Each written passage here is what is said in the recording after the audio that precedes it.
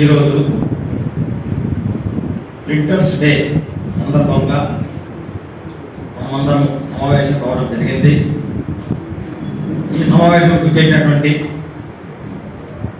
General manager జిల్లా పరిషత్ కేంద్రం గారికి, శ్రీనివాస్ యాదవ్ గారికి, అదేవిధంగా state vice president Ram Narayana గారికి, ప్రెసిడెంట్ వీరేష్ గారికి, అదేవిధంగా సెక్రటరీ చాన్ బాషా గారికి, ఎక్స్ ప్రెసిడెంట్ భాస్కర్ నాయుడు గారికి, మరి ముఖ్యంగా ఈ హృదయపూర్వక నమస్కారాలు తెలియజేసుకుంటున్నాను. నా పేరు రాజశేఖర్ రెడ్డి. పక్కనే మా ఆఫీసు జిల్లా పరిశ్రమల కేంద్రం అని జిల్లా పరిశ్రమలో పనిచేస్తుంది. ఈరోజు ఎంతో గౌరవమైన రోజు అని నేను భావిస్తున్నాను. ఎందుకంటే ఒక సమాజానికి అవసరమైనటువంటి జ్ఞానాన్ని కానీ సమాచారాన్ని కానీ ఇవ్వడంలో మీరు అంటే ప్రింటర్స్, ఈ రంగంలో ఉన్నటువంటి ప్రింటర్స్ మీరందరూ చాలా కీలకమైనటువంటి పాత్ర వహిస్తున్నారు. అవునా కదా? అసలు మనిషి ఉదయం లేచినప్పటి నుంచి రాత్రి పండుకునే వరకు, పడుకునే టైంలో కూడా మీ సేవలు అనేటివి వెలగట్టలేనటువంటివి. అది మీకు కూడా తెలియదు. ఎందుకంటే రోజు మనిషి ఉదయం లేస్తానే కాఫీ తాగుతాం, తర్వాత మెయిన్ కార్యక్రమాన్ని పేపర్, అవునా కదా, న్యూస్ పేపర్ అనేది చదవాలి. న్యూస్ పేపర్ ఎక్కడి నుంచి వస్తుంది? మీ ప్రింటర్స్ యొక్క కృషి ఫలితమే, అవునా కదా? అదేవిధంగా రాత్రి పడుకుంటూ ఉన్నాడు, పండుకునే ముందు ఒక మ్యాగజైన్, ఒక నవలో ఏదో ఒకటి చదివి నిద్రపోతున్నాను అంటే ఆ టైంలో కూడా మీ సేవకు ఉపయోగపడుతుంది. అంతేకాకుండా ఈ మధ్యలో పలు కార్యక్రమాల్లో, అనేకమైనటువంటి కార్యక్రమాల్లో మీ కృషి అనేది చెప్పకూడదు, కానీ అంతమైనటువంటి కృషి ఉన్నట్టే.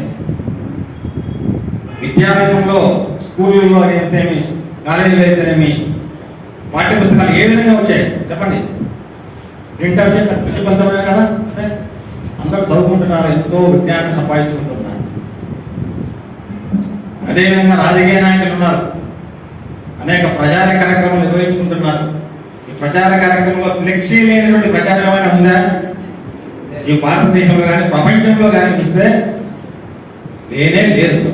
అది ఎవరి వల్ల సాధ్యమైంది? మీ వల్ల సాధ్యమైంది. ఇవే కాకుండా అనేకమైన మంచి కార్యక్రమాలు, ఇప్పుడు పెళ్లిళ్ళు జరుగుతున్నాయి, మంచి సీజన్, అవునా కదా? ఈ పెళ్లిళ్ళలో లగ్న పత్రిక రాసిన తర్వాత మొట్టమొదటిగా పరిగెత్తుకుంటూ వచ్చేది ఎవరి దగ్గరికి? మీ దగ్గరికి. దేవుని దగ్గరికి కూడా మీ దగ్గరికి వచ్చి ప్రింటింగ్ అయిన తర్వాత పత్రికను తీసుకొచ్చి దేవుని దగ్గర సన్నిధానంలో పెడుతున్నారు. అంటే దేవుని కంటే అంత ప్రయాణిస్తున్నారు. ఒకటి కాదు కానీ, రెండు కాదు కానీ, ఇట్లా చెబుతూ పోతే అనేకం ఉన్నాయి. ప్రపంచాన్ని నడిపించేటువంటి శక్తే లక్ష్మీదేవి. అవునా కదా? ఆ లక్ష్మీదేవినే సృష్టిస్తున్నారు మీరు ప్రింటింగ్ ప్రెస్. అంతకంటే నిదర్శనం లేకుండా, అవునా కదా? అంత ప్రోత్సాహమైన కార్యక్రమాలు, మంచి కార్యక్రమాలు చేపట్టినటువంటి ప్రతి రంగంలో, ఈ రంగంలో ప్రతి ఒక్కరికి ఈ ప్రింటర్స్ డే సందర్భంగా నేను మరొకసారి మీకు అందరికీ అభినందనలు తెలియజేస్తూ నా శుభాకాంక్షలు తెలియజేసుకుంటున్నాను. మీకు ప్రింటింగ్ ప్రెస్ కు ఎలిజిబిలిటీ అంటే ఇక్కడ ఏంటంటే మెయిన్గా డబ్బులు రావాలి. అవును, అంతేగా? డబ్బులు వచ్చేటువంటి, సబ్సిడీ వచ్చేటువంటి ఏంటంటే స్కీమ్స్ ఏంటంటే PMEGP అనేటువంటి ఒక scheme, prime minister employment generation programme. మీకు అందరికీ తెలిసి ఉంటుంది. అది ప్రధానమంత్రి ఉపాధి కల్పన పథకం. ఈ ఉపాధి కల్పన పథకం కింద నిరుద్యోగులైనటువంటి యువతీ యువకులకు ఒక ఉపాధి చూపించాలనేటువంటి ఉద్దేశంలో 2008లో ఈ PMEGP పథకాన్ని స్టార్ట్ చేయడం జరిగింది. దాంట్లో ఈ ప్రింటింగ్ ప్రెస్ అనేది వన్ ఆఫ్ ది యాక్టివిటీ. ఇక్కడ సర్వీస్ సెక్టర్లో గవర్నమెంట్ కొన్ని రూల్స్ పెట్టిందన్నమాట. ఈ సర్వీస్ కేటగిరీలో మ్యాక్సిమం ప్రాయోగిక ఎంత ఉండాలంటే 20 లక్షల వరకు ఉండేటువంటి సర్వీస్ సెక్టర్లో వస్తాయి. కాబట్టి మన ప్రింటింగ్ ప్రెస్ కూడా సర్వీస్ సెక్టర్లో కాబట్టి 20 లక్షల వరకు, 20 లక్షలకు మించి పెట్టుకోకుండా 20 లక్షల వరకు పెట్టుకుంటే మీకు సబ్సిడీ ఎంత వస్తుంది అంటే ఎందుకంటే కొత్తగా పెట్టుకోవాలి. కొత్తగా పెట్టుకునే వారికి గవర్నమెంట్ గైడ్ లైన్స్ ప్రకారం వస్తుంది. ఇది రూరల్ ఏరియాలో ఏర్పాటు చేస్తే 35% సబ్సిడీ వస్తుంది. అర్బన్ ఏరియాలో పెడితే 25% సబ్సిడీ వస్తుంది. మరి దీనికి కావాల్సిన ఎలిజిబిలిటీ కండిషన్స్ ఏమయ్యా అంటే 5 లక్షలకు పైన స్కీమ్ అనేది ఉంటే 5 లక్షల నుంచి 20 లక్షల వరకు ఉంటే కేవలం 8వ తరగతి పాస్ అయి ఉంటే చాలు. ఎలాంటి బీటెక్ డిగ్రీలు కానీ ఎంటెక్ డిగ్రీలు కానీ ఎంబీఏ కానీ అవసరం లేదు. కేవలం 8 పాస్ అయితే 5 లక్షల వరకు అయితే అది కూడా అవసరం లేదు, ఎడ్యుకేషన్ కూడా అవసరం. ఆ విధంగా గవర్నమెంట్ నియమ నిబంధనలు ఏర్పాటు చేస్తుంది. మెయిన్గా ఉండాల్సినటువంటి దీని కింద 20 లక్షల కింద మీకు 30% సబ్సిడీ రూరల్ ఏరియాలో పెడితే 30%, అర్బన్ ఏరియాలో పెడితే 20%. అంటే 20 లక్షల్లో మ్యాక్సిమంగా పెడితే రూరల్ ఏరియాలో ఎంత వస్తుంది సబ్సిడీ? మీకు 7 లక్షల వరకు సబ్సిడీ వేయడానికి అవకాశం ఉంటుంది. అదే అర్బన్ ఏరియాలో ఏర్పాటు చేస్తే 5 లక్షల వరకు సబ్సిడీ ఏర్పాటు. దీంట్లో మీ కాంట్రిబ్యూషన్ కూడా ఉంటుంది. ఎంత అంటే 5% నుంచి 10% వరకు వేరియేషన్ మార్పు లోపలికి. అది మెయిన్గా ఉన్నటువంటి మీ ప్రింటర్స్ ఉపయోగపడేటువంటి దోహదపడేటువంటి స్కీమ్ ఏంటంటే పిఎంఈ. ఈ స్కీమ్లో సబ్సిడీ వస్తుంది. ఈ సబ్సిడీ వచ్చేటప్పుడు వెంటనే మీకు ఇవ్వరు, ఒక కండిషన్. ఈ వచ్చిన సబ్సిడీ 3 సంవత్సరాల పాటు ఫిక్స్డ్ డిపాజిట్ రూపంలో పెడతారు. మీ అకౌంట్లోనే, మీ బ్యాంకులోనే, మీ అకౌంట్లోనే ఫిక్స్డ్ డిపాజిట్ రూపంలో పెట్టేసి 3 సంవత్సరాల తర్వాత మీ లోన్ కంపోనెంట్కు అడ్జస్ట్మెంట్ చేస్తారు. ఇది ఎందుకు పెట్టారయ్యా అంటే గవర్నమెంట్ మనం ఉన్నాం, చాలా తెలివితే తక్కువ కదా మనకు. గవర్నమెంట్ ఏం పెట్టింది? ఉపాధి కల్పించాలి, నువ్వు బతకాలి, నీ ద్వారా 10 మంది బతకాలనేటువంటి ఉద్దేశంతో పెడితే స్టార్టింగ్ లో స్కీమ్ కొత్తగా ప్రకటించిన రోజుల్లో 1 సంవత్సరం తర్వాతనే 1 సంవత్సరం మాత్రం ఫిక్స్డ్ డిపాజిట్ పెట్టేవాళ్ళు, 1 సంవత్సరం తర్వాత కలిపేవాళ్ళు.